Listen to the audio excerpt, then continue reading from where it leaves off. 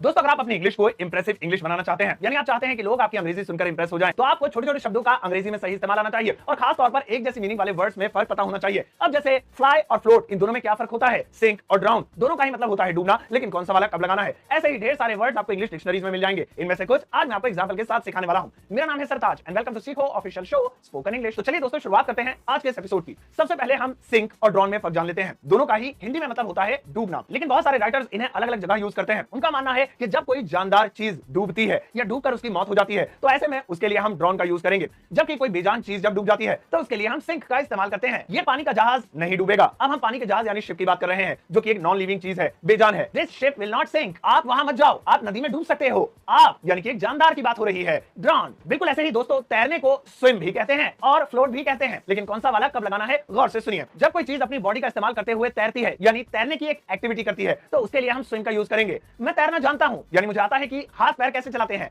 I know how to swim. लेकिन जब कोई चीज या चाहे कोई इंसान ही क्यों ना हो, वो बस पानी की सतह पर पड़ा रहे और पानी के साथ ही तैरता रहे, तो ऐसे में इस तैरने को हम फ्लोट कहेंगे। ये कागज की नाव है, ये पानी पर तैर सकती है। अब कागज की नाव अपने आप नहीं तैरती है, बल्कि वो सिर्फ पानी के साथ ही तैरती है, तो इसके लिए हम फ्लोट का यूज करेंगे। This paper boat will float. इस फ्लोट का इस्तेमाल तैरने के साथ साथ उड़ने के लिए भी किया जाता है, वो भी फ्लाई के साथ। अब फ्लाई का मतलब भी होता है उड़ना और फ्लोट का भी मतलब उड़ना होता है, लेकिन दोनों में कमाल का फर्क है। जब कोई चीज किसी सोर्स के जरिए उड़ती है, सोर्स यानी कि उसके पर हो या उसका कोई इंजन हो या उसमें कोई डोर बंदी हो जिसके सहारे वो उड़े, तो ऐसे उड़ने को फ्लाई कहते हैं। लेकिन जब कोई चीज आजाद हवा के सहारे उड़ती है तो ऐसे में हम फ्लोट का यूज करेंगे। पतंग उड़ रही है, अब यहाँ पर पतंग की डोर मेरे हाथ में है और पतंग का पूरा कंट्रोल उस डोर के जरिए किया जा रहा है, तो ऐसे में हम फ्लाई का इस्तेमाल करेंगे। The kite is flying. लेकिन अगर मान लीजिए वो डोर कट जाए तो अब ऐसे में पतंग हवा के सहारे आजाद लहलहाती रहेगी, उड़ती रहेगी जब तक कि वो जमीन पर ना गिर जाए, तो ऐसे में हम फ्लोट का इस्तेमाल करेंगे। पतंग उड़ रही है, द काइट इज फ्लोटिंग। बिल्कुल इसी तरह से कोई भी ऐसा हवाई जहाज जो कि अपने इंजन के सहारे उड़ रहा हो तब तो हम फ्लाई लगाएंगे, लेकिन अगर उसके दोनों इंजन बंद कर दिया जाए तो ऐसे में उसके उड़ने को अब हम फ्लोट कहेंगे। हमारा अगला जोड़ा है वर्क और टास्क। इन दोनों को लेकर भी अक्सर लोग कंफ्यूज होते हैं। दोनों का हिंदी में मतलब होता है काम। कौन सा वाला कब लगाएं?